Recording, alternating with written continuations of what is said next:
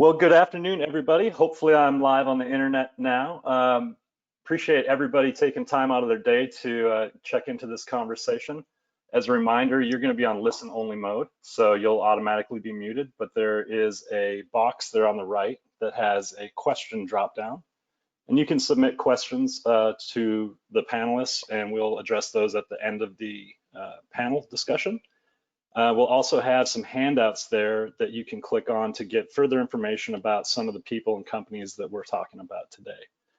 I think that's most of the nitty-gritty on the dashboard there. Thank you so much for attending Austin Inno's first virtual State of Innovation event, CPG in the era of COVID-19. Today, we'll get into the details of how each founder and their company have navigated the opportunities and setbacks of the pandemic thus far. For anyone unfamiliar with Inno and what we do, we're part of a network in 14 markets now and growing, and we're committed to covering the local tech ecosystem, startups, growth, innovation, venture capital. We do that through daily stories as well as our newsletter, The Beat, which hopefully you're subscribed to. We also have quarterly events. Those are all virtual for now, of course, and we're looking forward to being able to see everybody again whenever it's safe to do so. You can check out more about us at austininno.com and sign up for The Beat there. That has funding news, new jobs, new hires, all sorts of great news each and every day, as well as links to an event like this one. So without further ado, I'd like to pass the conversation off to Heather Hildebrand, who's head of consumer business for Accenture Interactive in the South Market unit and an Austin resident, to give a few remarks before we begin. Heather, thanks for joining us. Thank you. Good afternoon, everyone. Thank you, Brent. And thank you for joining today's virtual discussion on the CPG industry, a key industry here in Austin, and how companies have navigated the impact of COVID-19. Look, COVID-19 has fundamentally changed the world as we know it, and our own Accenture research has confirmed that COVID-19 has redefined consumption. People are living differently, buying differently, and in many ways, thinking differently. The habits formed now will last long beyond the crisis. They'll permanently change how we value, or what we value, how and where we shop, how we live and work, and even how we think about health. The pandemic has accelerated long-term trends, and companies have been forced to rapidly adapt like never before. But the good news is there's opportunity for CPG companies to show that they understand their customers and consumers and partners and how to meet their needs. I'm looking forward to hearing from local startups, companies, and our panelists today as they each share how they've had to adapt, opportunities they've identified, and what they're doing to prepare for what's next. Thank you for tuning in, and back to you, Brent. Thank you, Heather. Now, before we start the panel discussion, we're going to check in with a few local startups in the CPG industry who've been working to circumvent some of the challenges that are posed by the pandemic. They're each going to give a short introduction of themselves and speak a little bit about their companies, and we'll bring them on one by one here, starting with Kristen Fields from Empanadas.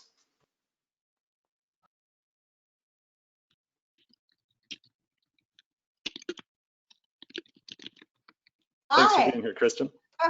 How's everybody doing today? Great. Well, my name is Kristen Fields, and I'm the co-founder and CEO of Empanadas. We make award-winning, handcrafted empanadas for the frozen set. Next slide. So my husband Cody and I founded Empanadas in 2008.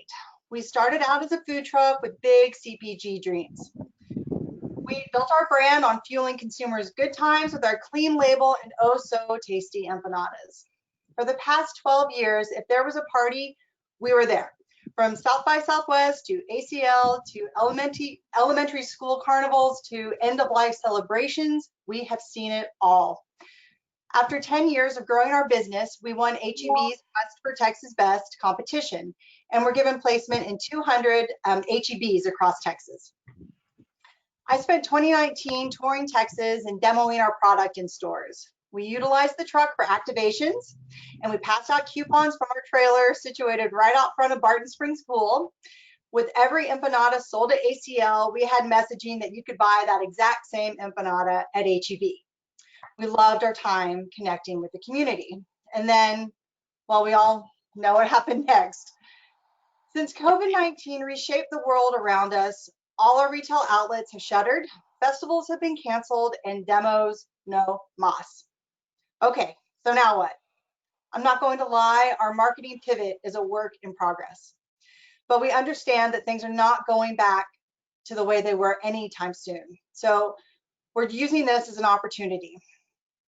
This is our shot to transition into full-time CPG. To stay connected with our community, we are distributing coupons to frontline workers. And to stay true to our mission of putting better food in your body and a smile on your face, we're having more fun on our social media channels. And in a time of great seriousness and gravity, we are determined to lighten everyone's mood. We're using our food truck in unconventional but nostalgic ways. I mean, who here doesn't remember the sound of the ice cream truck rolling down the street? Next slide. So until we can all get together again, we want to be a way for people to remember all the good times we've had and will have again once this pandemic plays out. Empanadas, eat happy. Thank you. Thanks, Kristen. Those sound delicious. They look delicious. I've had some in the past. They are delicious. Right on. Next up, we're going to Ted Moskowitz with AMA. I'm sorry, I might have messed your name up there, Ted. Not the first one, man. No worries. Yeah, I'm ready for some empanadas now too. So hey, I'm Teddy. I'm one of the founders of AMA Healing. And we are a local Austin company focused on health and wellness products that utilize hemp extracts. And if you want to flip over to our Elevate page, I'll tell you about our newest product, which is really the new flagship for us. So Elevate is an alcohol alternative. It's a drink that's designed to give you all the bliss, all the buzz with none of the booze. And it really came out of, our local Austin community. There are so many people who are into fitness, health, conscious meditation, yoga, and we still love to go out, but we're not so much into the alcohol because we don't really appreciate the effects the next morning. And so what we were trying to do is create a drink that gives you that state change, that sort of relaxation, that reduction in social anxiety that we typically associate with alcoholic beverages, but without any actual booze in it. So we've been selling mostly online direct to consumer, but we're also on the menu at some local bars and restaurants. People are crafting elixir menus around this. And I think right now is really the perfect time for this product because, what we're really seeking, I think, as we start to move out of quarantine, hopefully, or even while we're still in it, is ways to relax and unwind, but ways to connect with other people. And it's such, an ironic thing that alcohol historically has been a real barrier to presence and connection between people. And so what we think the future of nightlife and sort of drink consumption looks like is one that allows people to really get more present with each other, get more connected with each other, and not sort of have that kind of foggy feeling. If you want to learn more, you can go to our website, amahealing.co/elevate, or you can reach out to me directly, ted@amahealing.co. Thanks, Ted. Thanks, Brent. Yeah, I'm excited to try that out. And it sounds like nice to be able to actually remember some of those conversations sometime and really connect like you talked about. I think that's super meaningful. Exactly. Yeah. If anyone wants a sample, I'm happy to drop one in the mail for you. Just send me an email, either ted@amahealing.co or partners@amahealing.co. Would love to support the Inno community and let people get that sort of somatic experience for themselves. Excellent. Thanks, Ted. Next up, we have Rachel Young with Yeah, Yeah, Yeah. Rachel, thank you for joining us. Hey, everybody. I jumped in here last minute, so I don't have necessarily a curated speech, but I'm going to tell you my story anyway. This is my pitch deck that I was going to use at Expo West. So that's what the function of it is, and some of the, I guess, slides will be relevant. But I'm Rachel Young. I own Yeah, Yeah, Yeah, which is an American Yopon company. My call out is an elevated vibe because Yopon is the most mood boosting of all of the energy plants, and it's the only caffeine and theobromine containing plant native to North America. It grows solely in the United States, and we use Yopon. We're partnered with a supplier who is focused on hiring female former prisoners and former sex workers, and to prevent recidivism, like reoffending in prisons. Anyway, the plant Yopon is really incredible. We have a social mission, and we're tied in with other companies that have a social mission as well. Yopon is very tea-like. I launched in 2017, self-producing, launched in Central Market statewide in 2018, launched Yeah, Yeah, Yeah in 2018 in May. a year later to the date, launched. Oh, sorry, I launched in Texana Tea in 2018. Launched Yeah, a rebrand in 2019. And then in March 2020, during COVID, while I actually had COVID, I launched in 47 Whole Foods locations in the Southwest region. And basically this year has been a disappointment of delays and having a mountain of product while there were no buyers out there. And my pivot, has been really just to kind of like press pause and wait. And I've been getting underperformance letters from UNFI. I realize I'm sort of speaking a little bit differently. I'm not pitching anyone, so I'm telling you my actual story. But and then from June to July, our sales went up 400% in Whole Foods, and UNFI is really happy with our performance. We are, a category of premium single serve that is underperforming ubiquitously, but we just got the commitment from Sprouts nationwide, and as of today, our website went up. So that's where we are at, opportunity and optimism during COVID. Thanks, Rachel, and congrats on the Whole Foods placement. That's awesome, and congrats on your recovery as well. Thanks. Next up, we have Kate Hurling with Tandem. Kate, thanks for being with us today.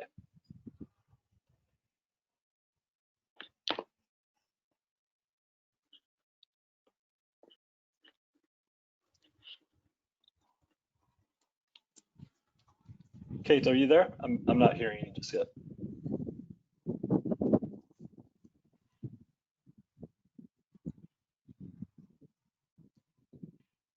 Uh-oh, I'm not able to hear her. Can you hear me now? No? Yeah, I can hear you now. We're good. We're good. Thanks, Kate. Okay, cool. Sorry about that. So my name is Kate Hurling. I'm the founder of Tandem. We are a water enhancer launching this past month with the original launch date of January 2020. So we're 7 months delayed. I'll probably follow the same format as Rachel, but I've been in the Austin food scene since 2014. I previously was with Sway Water. We have now, Albert and I essentially closed down Sway Water maybe 2 years ago with the goal of launching a new company that was more focused on D2C. And that's how Tandem came about. So it's a water enhancer, somewhat similar to Crystal Light, our Noon, but no electrolytes. Essentially, we wanted to use natural flavors with some functional ingredients. So our strawberry lemonades with beetroot, our coconut mangoes with turmeric, and our lemon limes with ginger. But it's a really eco-friendly approach to single-serve beverages where our entire package comes, it's 30 servings, and it's like essentially the size of one single-serve water bottle. So our whole COVID experience was kind of just a story of delays. So we were supposed to launch in January. We ended up missing that date. The goal for March 15th. Once we launched, or with that in mind, March 1 comes around, and California's some COVID. I feel like people started really talking about COVID in earnest in February. California took it really seriously, which is where our co-packer is located. Anyway, realized that March 15th was never going to happen, pushed it to April with all of the social distancing. Even though our manufacturer was an essential business, we were a new product. I was supposed to be out there in person to help with just to like overview it. Ended up pushing our entire manufacturing to end of June.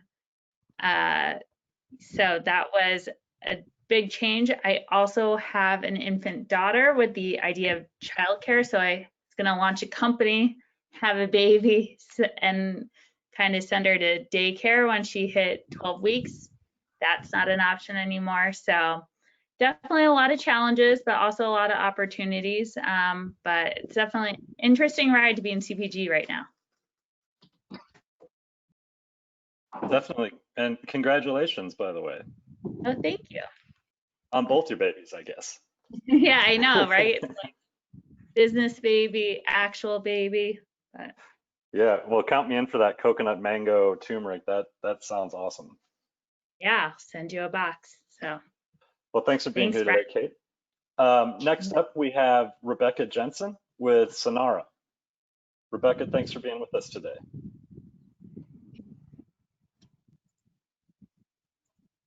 Hello, can you see me? Yep, we see it and we hear you. Yep. Awesome, perfect. So I am Rebecca. I am the creator and founder of Sonara, plant-based skincare celebrating indigenous Latin American botanicals. And I can relate with Kate in delays, and I think that's just par for the course. You think you're ready to launch, and then it's 6 months later. You can go ahead and next slide. So as I was looking at the skincare market, I started DIYing about 4 years ago. I have psoriasis, and I noticed a huge white space in the market. Nobody was speaking to a Latina like me in the clean, natural skincare realm. And as I was looking, I said, let me do some research on my people. So our buying power is increasing, our population is increasing, and we actually spend more on beauty products, 16% more. So I saw a huge opportunity. Next slide. And as I was wanting to speak to the Latina, I thought, how can I do that? But we have a problem. In a 1.7 billion clean beauty market, there are no major brands speaking to the Latinx community or any brands capitalizing on the abundant and efficacious Latin American botanicals. So next slide. Sonara is the solution. We are plant-based skincare celebrating indigenous Latin American botanicals. It was interesting, as I was putting this pitch deck for an investor a couple of months ago, I always had this knowing of what I'm doing is not out there, but there was an actual article written by a cosmetic design Europe, and they wrote exactly what I've been feeling. There's great potential of Latin American plant biodiversity in the cosmetics industry, and yet still low commercial exploitation in contrast with Asiatic plant biodiversity. It was the validation that I needed. Next slide. So a few accolades. We launched back in October, but even before we launched, I set up my booth at the Indie Beauty Expo in May of last year and was voted buyer favorite. It's the booth I could afford. The smallest one there, but I had my brand story, I had my lab samples, and I was voted amongst the spas and retailers there of Nordstrom and places like that. So that was, again, more validation.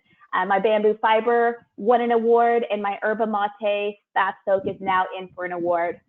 Next slide. And this is just a little bit of our traction. Like I said, I launched in October of 2019, so not even a year. We were hoping to have launched back in like June or May of last year to get ready for the holidays. As you can imagine, October is not a good time to launch when you've got holidays are on people's minds, but you roll with the punches, you launch. So then I was ready to hit 2020. I went to a spa trade show. Spa is a place where I see Sonara with the wellness aspect of our products, all natural, plant-based. I had 6 spas ready and willing to sign on Sonara as a baby brand. And they see the need for diversity in the spa realm, and we're ready to sign. March comes along, and as you can imagine, they are all on hold, even Four Seasons. I mean, I could never imagine that Four Seasons would be approaching me, but they did. And then they become the epicenter of COVID. So that is on hold. So we had to pivot. As a self-funded brand, I was going to go in the spa realm. I was seeing a lot of traction, but since that was at halt, I needed to start to allocate my funds to the direct-to-consumer. So in April and May, we launched on Amazon and we started Facebook ads. In May, I switched to Squarespace to Shopify because I noticed a significant abandoned cart rate. So we were losing money. So within a week, I switched over, and our conversion rate, which is amazing, just from switching from one platform to the next, went up 200%. So that was exciting. And I will be featured on a celebrity's website this month, actually. Don't want to announce who it is yet because as you can imagine with everything that's gone on, anything can happen. So we're excited for what's going to happen. And I know once spa opens up, Sonara will be ready. Next slide.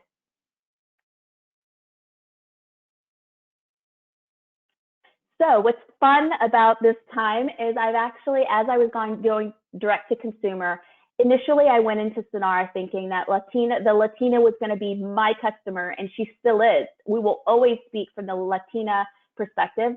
How could I not? But what I've discovered, which has been so enlightening and so amazing, is she's brown, she's Black, she's white. She stands for social justice.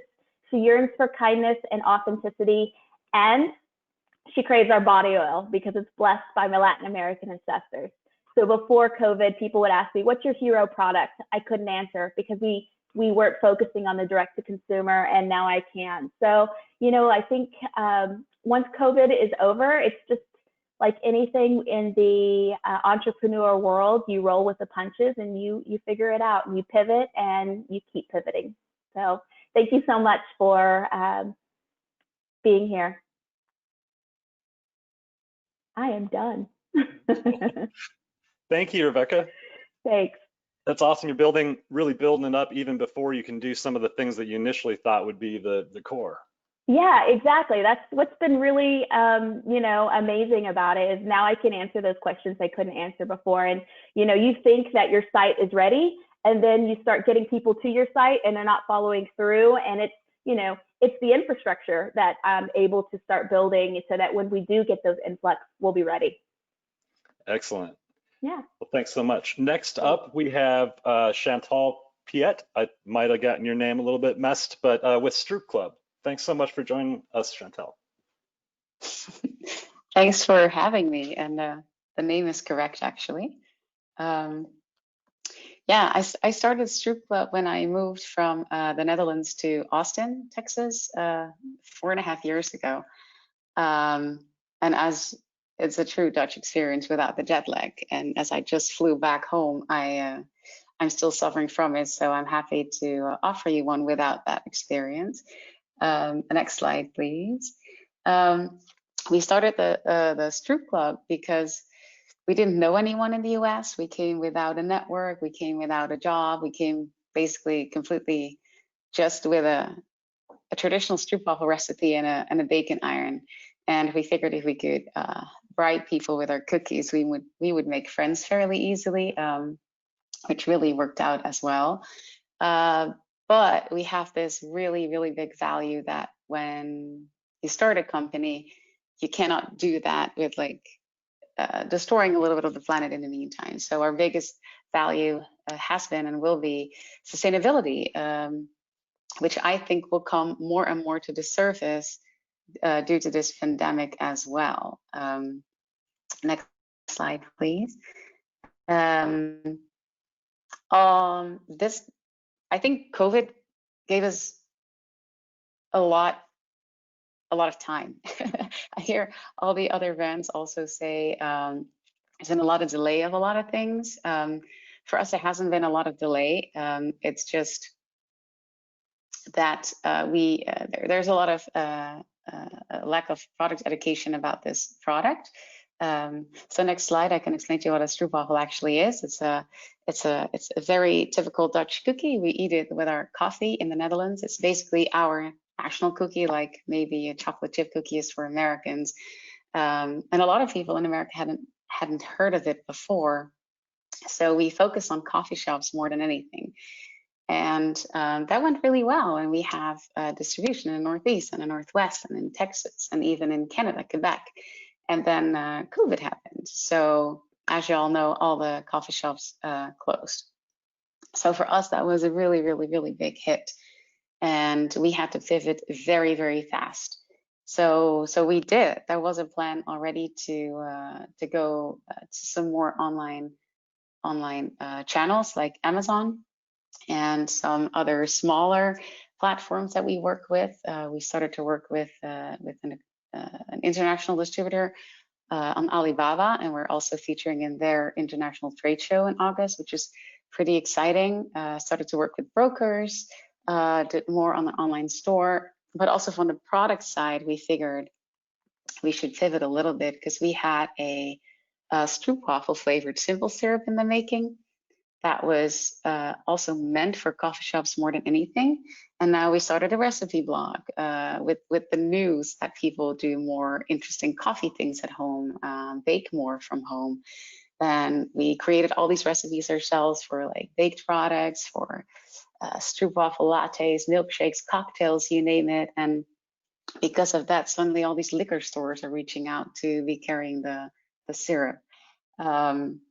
So we had to pivot. We're doing that. We're using the time to really get to more sustainable packaging. Now it's omnidegradable. It will be fully backyard compostable by the end of this year. We'll go all vegan by the end of this year. Next slide, please. And so all the flavors we now have, we will merge them, and there's going to be a couple of new collaborations with also woman-owned companies in Austin, because that's what we are, and that's what we try to you know, empower as well. Next slide. So all the flavors that we have now, the varieties that we have now, like we're actually using this time to optimize these things, to get them better, to get them more sustainable, even using a little less sugar, and just make sure that it's available for everybody and not just for people who actually have the money to go into a coffee shop. We also don't have any price difference between the vegan, the gluten-free, and the traditional ones, for example. So yeah, it's an interesting time, but I think we can all learn from this and take the best out of it and see, you know, how to grow ourselves in our personal lives, but also with our business and with the products that we offer, including those business practices. So that's very short, this Stroop Club, because I know we're running behind in time. Great. Well, thank you so much. I don't remember the first time I had a stroopwafel, but I've fallen in love with them, and I'd never ever thought to set it on top of my cup of coffee like you had in one of the slides. So I'm gonna try that next time. That's basically our traditional way of eating them. You heat up the syrup in the middle and you warm it up a little in your coffee cup. Nice. Well, thank you so much for joining us, and thanks to all the companies that showcased today. We'll bring them back at the end of this session for the question and answer period. So if you have a question for one of them, go ahead and throw it there on the right in the question tab.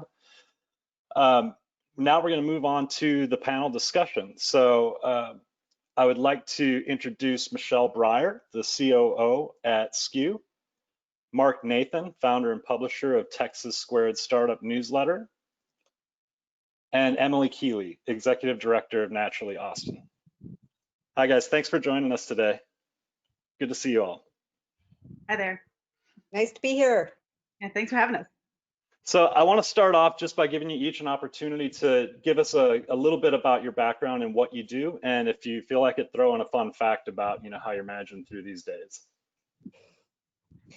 My name is Michelle Breyer, and I'm currently Chief Operating Officer at SKU, which for those of you who don't know what it is, it's the nation's first CPG accelerator, and we now are running four programs as of this fall. We're in Austin. We're starting our 9th track in January. We expanded into New York in the fall, expanded into the Twin Cities. Now we're actually, yesterday was our first online class, and then expanding into DFW in September.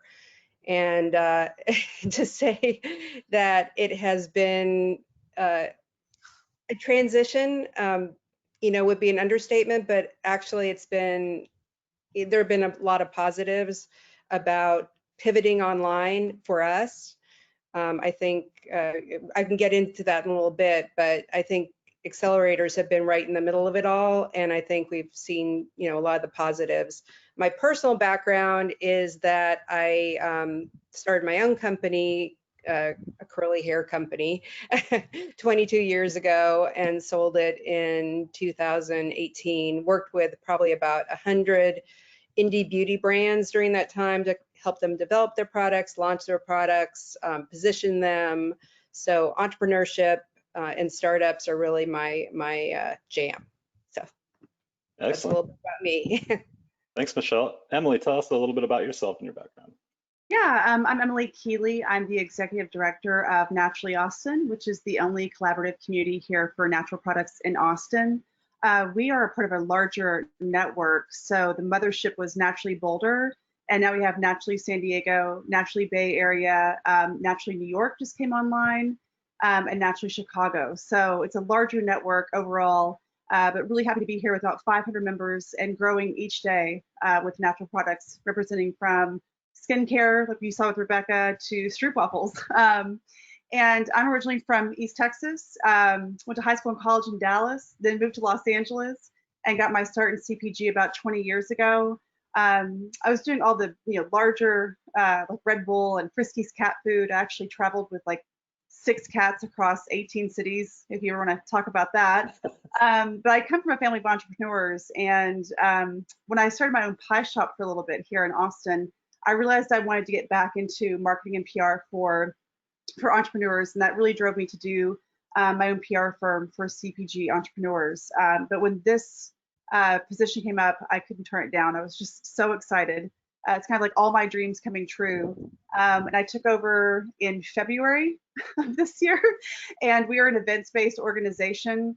And so COVID hit, and we had to pivot really hard. So I was kind of drinking out of 2 fire hoses at the same time, learning the role and then having to pivot within that role to ensure our members still got all the benefits of being a Naturally Austin member and ensuring that that community was around. So it's definitely been a journey, and I think I like wine to help kind of get us through the day. I have 2 kids, and you're just trying to make it all work. So it's been fun, but I agree with Michelle. It's also been a lot of silver linings. Excellent. Thanks, Emily. Marc, tell us a little bit about yourself and your background. Well, thank you all for having me. I really appreciate it. Being in this room with such luminaries as my good friends Michelle and Emily is a really big deal for me, and certainly thank you, Brent, for inviting me to this. I am not an entrepreneur, and I say that up front because I work with entrepreneurs every day, and I really feel that people who are entrepreneurs really are very special, and I don't want to put myself in that category if I don't feel like I've earned it. My day job is I work for a law firm, even though I'm not a lawyer. It sounds pretty boring, but it's really not. I have the best job in the entire world, and then I get to talk to entrepreneurs and investors all day long. So part of the job is getting new clients into the firm. That should be pretty obvious. The other part of the job is actually matching those entrepreneurs with investors, which I do often across Texas, mostly in Austin, a little bit in Dallas, a lot in Houston, where I'm from originally. But my interest in CPG started about 3 years ago when one of our clients actually turns out to be one of the largest VC firms in the entire CPG space. And it was curious to me why we didn't represent more, so we decided to do that. And now we represent roughly 30% of our practice is CPG. Are you guys getting an echo? I'm sorry. Look, I'm going to be honest with you. I am at a McDonald's in Raton, New Mexico.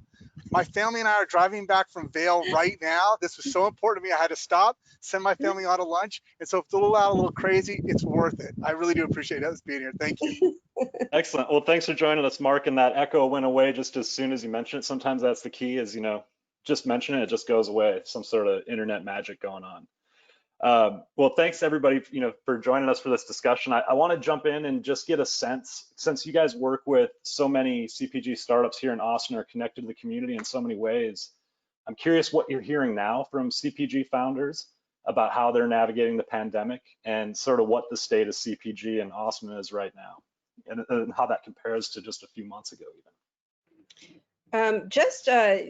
If we want to look at the people who just went through the track 9 or track 8 with SKU, I would say that a lot of them, especially those that were kind of focused on the wellness space, have, and those of them that were able to do a lot of their business online or pivot quickly, actually some of them are surpassing their initial projections that they had. One in particular is way above where she thought she was going to be at this time this year.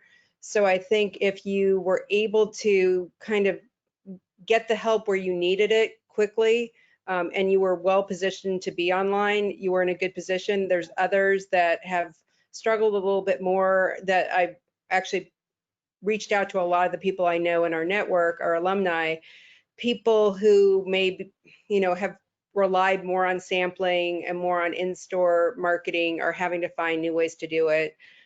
People who have never sold through Amazon are finding that that is not as easy as you would think it is, and it can be kind of fraught with some complications. A lot of people having issues with like their 3PL, warehouse shipping, logistics, all kinds of issues. Maybe in some cases, there's not as much patience as there probably should be with the whole COVID situation in terms of retailers. Like retailers don't want to hear that you're having issues right now. It's like they want their products, and this is kind of the new normal. So, I think everyone's running as fast as they can, but there's a lot of new things to navigate. But there's also, in some cases, again, some silver linings for those companies that are kind of in the right space, or they were positioned online. Gosh, we've seen some cleaning product companies that are like, their business is through the roof. So yeah, it really is all over the map. Yeah, Emily, what are you hearing from CPG startups you're chatting to?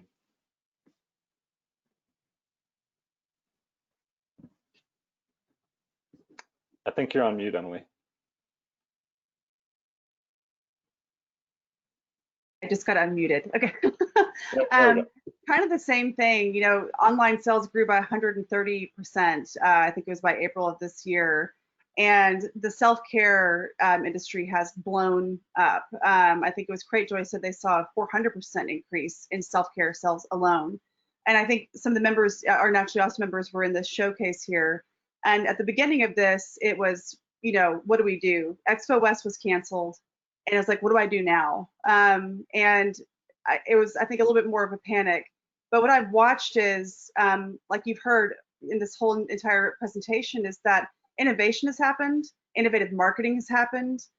People have stuck to their mission, and I think found ways that their products support the mission. Either it's supporting the healthcare workers or any other kind of, anyone who might need help during this time. The biggest thing and way I've been encouraged is like our members have always continuously asked, how can we help? And I think that says a lot about the CPG community here as a whole, is they consistently think about others too, and they're always innovative, and that's the beauty of being an entrepreneur. That's what Marc was saying too, is they have really risen to the occasion, and I think gone above and beyond it. So I think where we are now versus when we started in March, things are starting to smooth out. It's still bumpy for sure, like Michelle said, but it's getting there. And I think everyone's ramping up for Amazon and the holidays, because that's right around the corner, and it's about to, DTC is not going anywhere. Yeah, how about you, Marc? What are you hearing out there? From all my clients, I'll echo what the two ladies said. The fact is that direct to consumer and the ability to actually touch your client from the internet without any intermediary, whether it be Amazon or grocery store or retail, has really seen a huge rise in the last 4 months. Almost every one of our clients has seen a dramatic gain in their DTC practice. And I think it should be noted that Austin is actually really, really well positioned to be the king or queen in this case of CPG and DTC. We've got lots of platforms. I'm sure you want to get to it later, but we have a little tiny company that just did an IPO this morning, and I saw you already covered it in Austin Inno. That was Bold Commerce. We've got Big Commerce, excuse me. We do have Bold Commerce and a few others, but as far as I'm concerned, anybody who is in retail that relied heavily on their sales, especially in the coffee shops, like Chantel mentioned earlier, they took a hit, but a lot of those people were able to pivot very quickly and very judiciously into DTC, and so I'm glad to see it. Cool. I'm curious if there's and jump in anybody that wants to, if there's any startup in particular that you've seen really find its path during the pandemic. We've heard, seen a lot of like sort of roller coaster stuff, but out there, I'm curious if there's one company or two that kind of stand out to you as sort of like finding themselves through the trouble. I'll jump in. There's one, Puracy is a company that probably a lot of you have heard about. It's personal, got a wide range of products, but their cleaning products really kind of took off. And I think that they were really focused on getting into retail, and they realized that their online business was really successful. So I think that they're one that is really, benefited during these times. And then we had one who just went through our latest track, Esker. It was a high-end body care company, and her whole, kind of philosophy is turning your bathroom into your sanctuary. And talk about something that really resonated with people during this time. So her overall messaging, in addition to the fact that she got some pretty big social media hits with some key influencers, and she is about 500% above where she thought she would be this time. So, totally different, well, kind of similar industries, different business models, but both of them have, I think, benefited during these times. Awesome. Yeah, Marc, Emily? So I can, one of ours is obviously everyone who presented earlier, they're just, they're texturing Lindsay lemonade. Another one we have is Wonder Cakes, the chocolate chip cookies. They had all these cookies made for South by Southwest, and then obviously South by Southwest was canceled. And Busy Phillips retweeted or re-Instagrammed one of their, like, that they were out of cookies, or that they had all these cookies. What are we going to do with it? And so it was like overnight. And watching them grow, as everyone wanted cookies, everyone wanted nostalgia, wanted that comfort food, right? So it kind of blew up overnight for them. And it's been interesting to watch their growth kind of go, left to right. And Wonderside was another one that I watched. She's always been, I think, just slashing it. But when all of this hit, people were wanting to turn to how they take care of their homes, because they're in their homes a lot more. So getting rid of the bugs and pests and taking care of your pets in your house became way more important.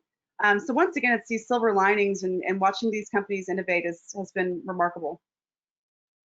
Yeah. There are too many to count, and I have too many kids to know you never pick a favorite. So they're all great. There are a couple of outstanding companies that have done extraordinarily well that have been built on DTC especially. One that I think is just outstanding that I just enjoy a lot, not as a personal user, you'll see that it's not really my flavor, but it's a company here in town by Dee Bryant called Ethel Ambrosia. And they make vegan Jell-O shots. And they're not Jell-O, they're actually another gelatin substitute, but she is absolutely crushing it. Once again, not my particular market individually, but I think there's a massive market for it. And I just love that deal. One more that I should mention, I don't know if he's on the webinar or not, but had a long talk with our good friend Kevin Newsom with Steam. They make a phenomenal replacement of 5-hour energy drink. They have an all organic, all natural sweetened espresso. And he told me directly, and I can't say the name of it, but he is having some really big talks with some really big outlets, and that all happened during COVID. So I'm very proud of him. I'm very excited to see what he's going to do. Yeah, it's awesome when somebody like just kind of finds their spot. So many people are struggling to just maintain, and it's cool when somebody can accelerate. And to that means I'd like to switch the conversation a little bit into fundraising. How are CPG founders connecting with investors these days, and especially those who don't have a name already in the community, who aren't sort of a known quantity, so to speak? Well, we are seeing that there's still a lot of people making investments in CPG. Like, that seems to be an area where the investors, it's kind of hot right now. So we're seeing a lot of obviously online, you're having to pitch people online. We did kind of a creative thing at SKU, because midway through our track, COVID happened. So the traditional big pitch event couldn't happen with 500 people in person, which, huge event, fun event, but we kind of pivoted quickly to an online event. And thanks to Lynn Graff, if you're out there, we love you, Lynn. He did this amazing hour-long video where each of the different entrepreneurs gave a pitch. We kind of gave a behind the scenes look at who they are as kind of people, and we put it up there, had a premiere. It's been viewed about 2,000 times, and I think it really actually has benefited these founders because the people watching it were really watching it. Like they were there to see these pitches. So I think that there's a lot of there's a lot of investors who really are looking for interesting deals. That's what we're seeing. There's a lot of angels out there that they're looking for creative entrepreneurs. So if you've got the right story and you're in the right category, you know, if you are in one of these categories right now that's hot, you know, related to wellness, related to cleaning products, you know, which a lot of the people who spoke and, you know, a lot of the people in the Austin community are, I think, you know, if you have a compelling story and you've got a good business plan, you probably are likely to get investment as much as you would have been before COVID, maybe even more so. Interesting. Yeah, I talked to a few of my friends, one who's in New York and one who is here. And, you know, the thing that they both said, which was interesting, was they felt that the deals were becoming more regionalized, was that Austin was really focusing on Austin, San Francisco was really focusing on San Francisco. Not to say that there weren't deals happening across, you know, cross country. It's just it had become more localized since COVID had happened. And they realized that some were not making deals, but some still were. They both still were. And they really were looking at this self-care industry, the cleaning products industry, and nostalgia was another one that we heard, because nostalgia is really hitting hard for a lot of people. So things that give people a lot of comfort or kind of hit back to the childhood days was one of the big things that they were really focusing on, which I found really, really interesting. So deals are still happening. I did hear too that the ones who've had maybe more sturdy relationships might get the meetings first.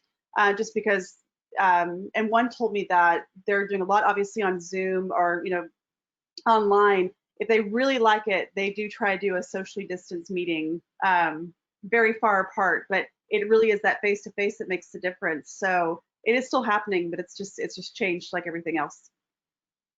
Yeah. Well, I can tell you from a funding perspective, and I actually see the documents and funding documents across the desk at the office. Checks are being written, and more importantly, and I think this is really exciting, there's actually new funds coming to town. So right now we've got some traditional funds, as we mentioned, Kavu Ventures, which is the big dog in the house. We've got Springdale Ventures, which is now writing checks at a pretty fast clip. We have a few others like Third Craft, Human Co just launched. We've got a few others that are coming online very shortly, but they're all looking at deals. And to speak to actually fundraising during COVID, look, it's hard no matter what, but it's especially hard for CPG because the whole point is you got to taste it. You have to have it. You have to look at it. You have to look at the bottle or the case or the package. You have to put it in your mouth. You have to feel what it looks like.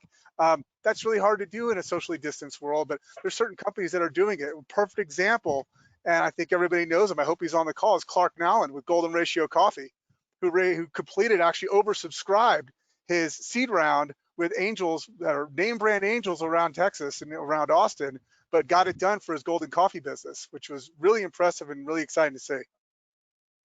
Yeah, I was going to ask if you guys can shed some light for me. You touched on it, Marc, these are physical products. These are, you know, I think about going to a CPG event in Austin and I'm not going to eat before that. You know, I'm coming in empty stomach and ready to experience some things. How are companies managing that now, both in terms of fundraising?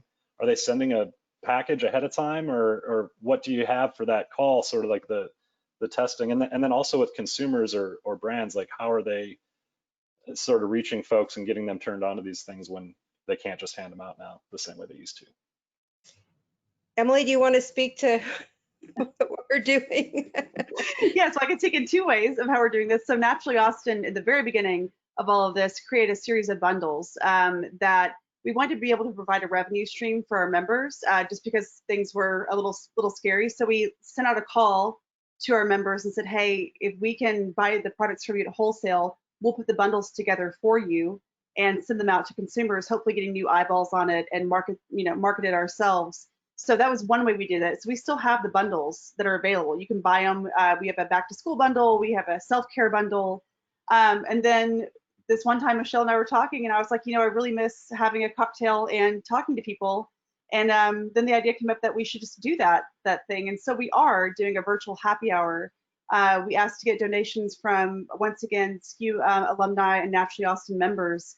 And you can go buy a box, and we're sending a box of cocktails and snacks to your door next week. And the mission is for us to all get together and have a cocktail and just talk. I love the educational components that we're doing. I think it's great that we're still, but I just want to network and talk to people. And let's talk about our kids and like what we're gonna do about school and, anything else that we might want to talk about that, pertains to life. So that's what we're doing next week on August 13th. So I think that there's really creative ways that we can get together and think of how we can still get products into homes.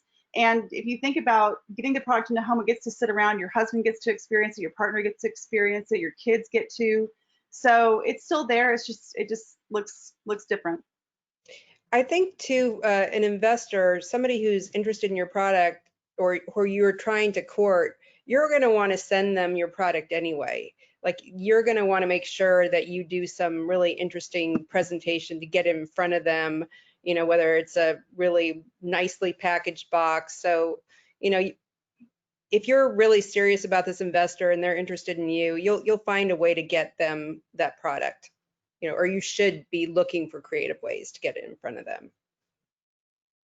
I've been very fortunate. I've had a number of hand deliveries of certain products, and to Emily's point, we got our kids involved. We got a hand-delivered package of cotton candy and bake-it-yourself churros, which were absolutely phenomenal. And my kids got to make them with us, and we enjoyed them. And we gave some feedback to the entrepreneur about what it was. And I thought she did a great job of presenting it in the box that she sent it in. About a week and a half ago, I got a hand-crafted distilled bottle of Sotol, which is a mezcal-like tequila drink from one of the entrepreneurs here in Austin, which was fantastic.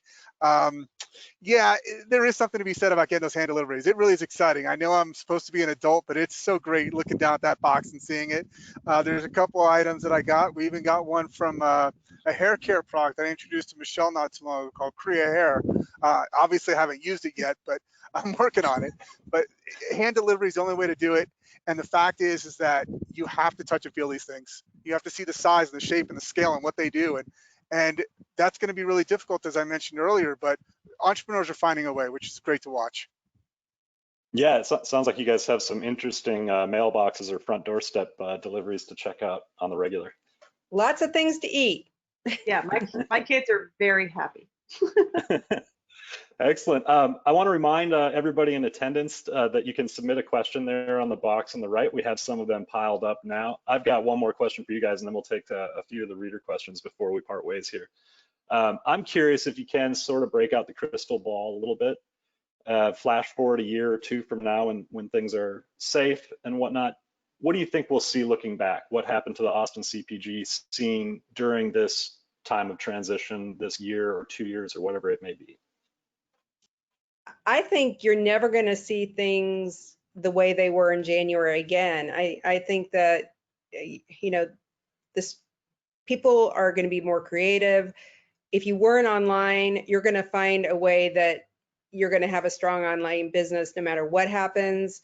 If for instance, I talked with somebody yesterday who has just a frozen product, but they're coming out with also a shelf stable product because they want to have that option. So you're finding people become more resilient, and I think that's going to make them stronger companies 2 years from now. I hope 2 years from now, like this will be like ancient history. I think that people won't take things for granted, and they'll make sure that they have all of their ducks in a row. If you don't have a line of credit, you're going to make sure you have a line of credit, that you have a good relationship with the banker, that you are set up in a much more, that you'll have more of a safety net, I guess is what I would say. You're going to be more careful about the way you spend money, about your hires, so that you'll be a stronger company no matter what happens. Because no one could have ever expected this, but we're going to have a little bit of PTSD, I think. And in some cases, that's going to be a good thing because you'll be a stronger company. Yeah, I think too that I was reading somewhere that there's, BC and AD before COVID, and then AD is after domestication. Like we're going to have that's going to stick around, right? So, but I think the thing about Austin, I do see the scene continuing to grow, just because Austin here has the uncanny ability to innovate, especially under duress or under stress. I think that we actually get more creative and more innovative. Just watching and listening to the panelists here and listening to our members and those who've been on SKU and everywhere else, is that nothing has slowed us down, but I think we will work smarter, not harder. Like Michelle said, that people are going to make sure they have insurance, and very good insurance and everything else. So I think that I do see in my crystal ball, it will continue to grow, and it will be a positive growth for sure. Marc? Well, this is actually an easy one because there is no crystal ball, so we're just going to make it up. I think we're going to see annual vaccines, just like the flu shot. I mean, there's not going to magic bullet COVID. You get one shot, you're done, that's it. I think we're going to start to see that over and over again. We're going to be living with COVID for the rest of our lives. So let's start, that's the negative. Let's talk about the silver lining. Silver lining is that today, right now, 2020, Born in Austin is a brand in of itself. People who have companies that have started Austin have a leg up on just about anywhere else because Austin in itself is a brand. And that's thanks in due large part to the people on this call that are making it happen, that are building their companies or building their SKUs and building their Naturally Austins and making sure that we have a community that matters. So I think that Austin's going to come out much, much stronger, even though we were already on an accelerated pace to be probably number 2 or number 3 in the CPG space after a city like, let's say, Boulder or Chicago or even San Francisco. But made in Austin, born in Austin, built in Austin, grown in Austin, I think that has a lot of value. And that's why I'm hearing probably once a week from somebody on either coast, whether it's in California, New York, calling me and asking me what the scene's like here. And I'm telling them it's great, come on down, because we can use the help. And the one thing that I think Austin is missing, we've got great entrepreneurs and great buyers and great communities and all that. We're actually missing that middle layer of management because we haven't built a whole lot of major companies that have spun off a lot of mid-managers. And once we have that, and by the way, that's true of CPG and it's true of tech. And people get mad at me when I say that, but I'm in New Mexico. What are they going to do to me? Who cares?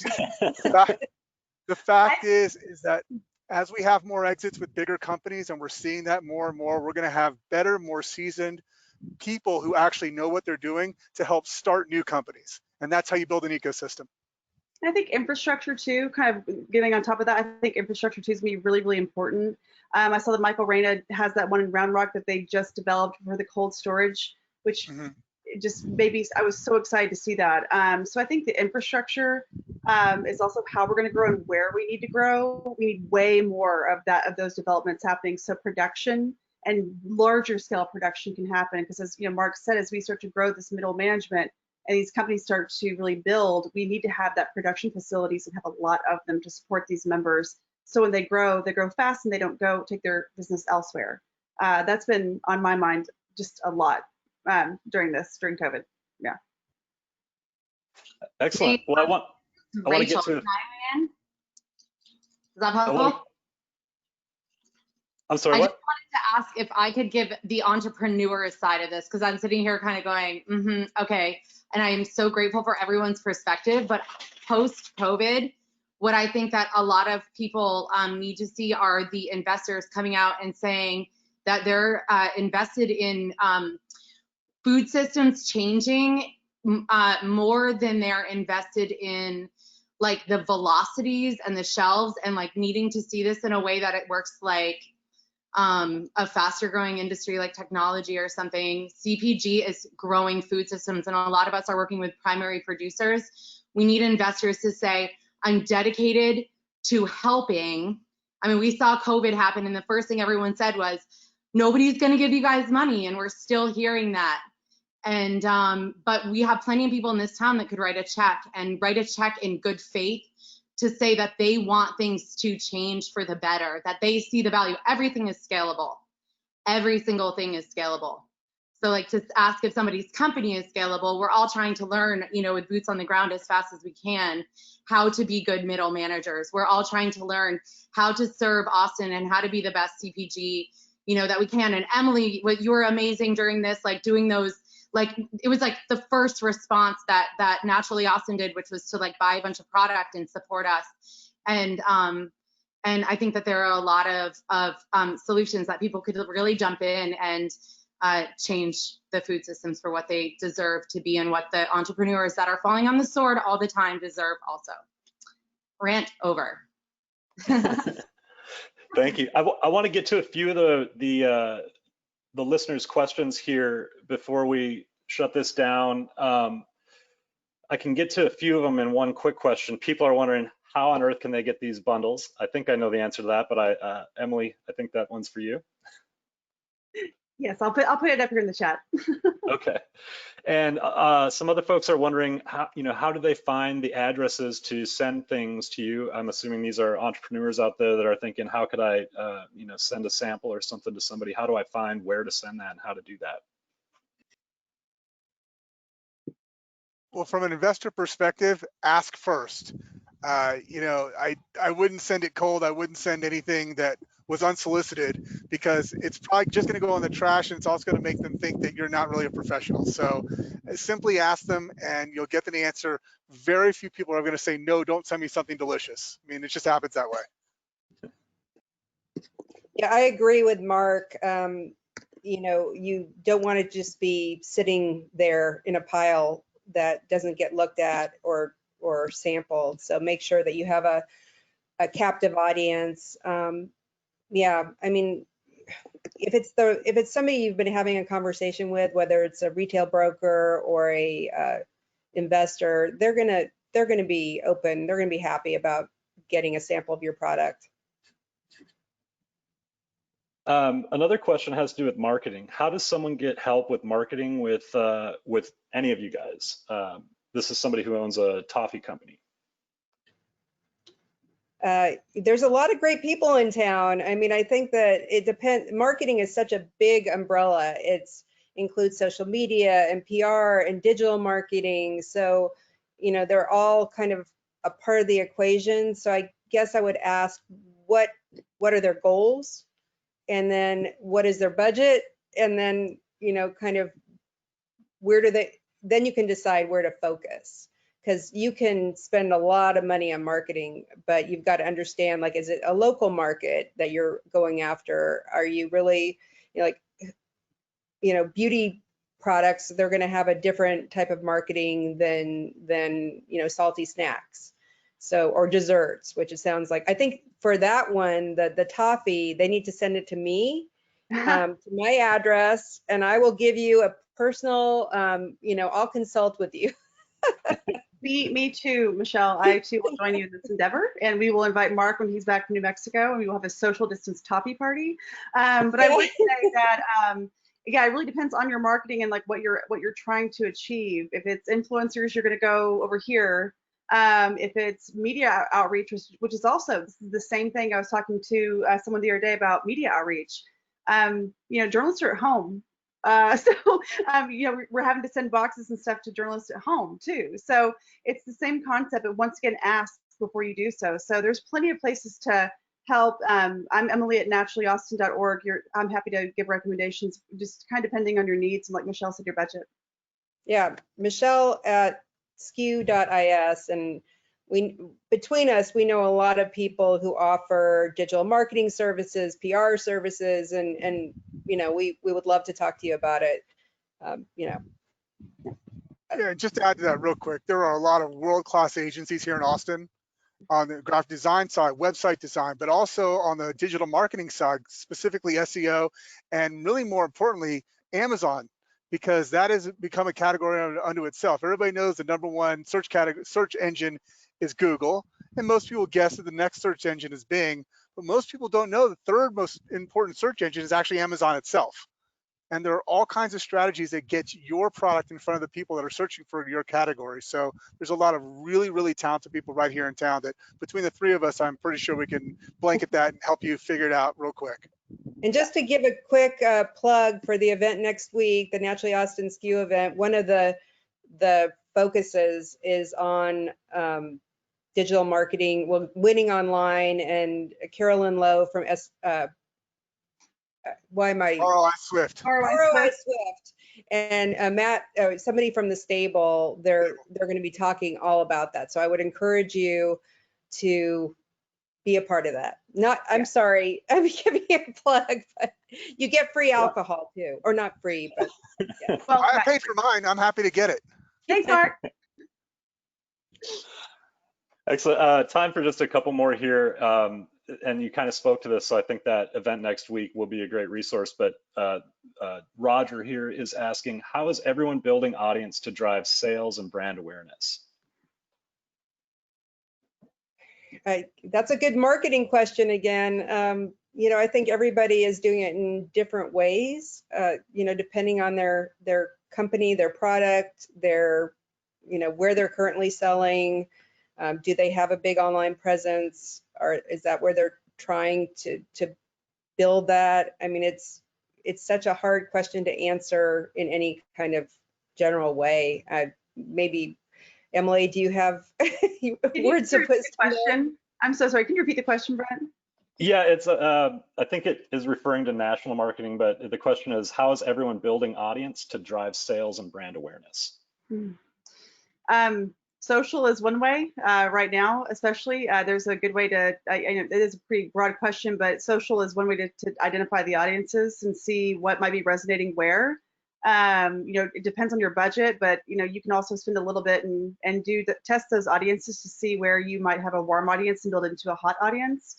It also depends on the target demographic that you've got and what your product is. I mean, if it's self-care right now, then I would definitely be putting some money behind you know, where you think your customers might be and how do you reach them with ads and other sorts of ads. Like we just did an ad in Tribeza and that thing just went like this. So, and who knew, right? Like, I mean, ad spend is also, you know, kind of cheap right now. And I was I'm not saying Tribeza is, but I'm saying that it was a good opportunity for us. And so I think just thinking of those and reaching out and seeing if there's something in an online publication and a social media aspect, and testing those audiences to see if it resonates, because we did one and it did beautifully. So think about it that way first. I would also say if you're really trying to reach, you know, retailers and, you know, that market, we had amazing response to something that we did with Nosh BevNet. Like it's a smaller audience, but it's exactly the right audience. So, you know, getting a huge number, like huge reach, if it's not the right people, is going to be a waste of your money. So the more targeted you can be right now, the better. I know we have other questions, but I would say adjacent audiences, find out who's selling to who audience that looks like yours and do lookalike audiences and track that through Facebook. If it's the Roger that I think it is, then he knows a little bit about actually tracking audiences and specifically around mobile and where people are going and how to track those from a direct and more indirect perspective. And it's pretty incredible what you could do now with data sets. Cool. Well, I think we're a little bit past our time, but I really want to thank you guys for joining us. Michelle, Marc, Emily, it's been great talking with you guys and getting a lot of insight into what's going on in the CPG scene in Austin right now. I also want to thank Accenture for their comments earlier in the conversation. And if you look in the box there, you see some handouts on the right. So go ahead and grab those if you want before we close out here. And thank you all so much for your time today. Great, thank you. Thanks for having us. Thank you. It was fun. Yeah, good to see you guys. I will always take the opportunity, no matter where I am, to sit down with these people. I really enjoy this entire community. CPG is blowing up here in Austin, and it's because we're covering it on the news cycle, like you are, Brent. We're making it happen on a national scale, like Michelle is with SKU, and we're making it happen locally with Emily. And it's just amazing to watch. And the truth is, and don't tell anybody I said this, but in general, CPG people are nicer than tech people, and they're a lot more fun to work with. Sure, don't tell anybody. We don't want them infiltrating our community. That's right. Don't tell anybody that. But thank you all very much for having me. Thank you, guys. Thanks for being here, and thanks for everyone who attended. Take care, y'all.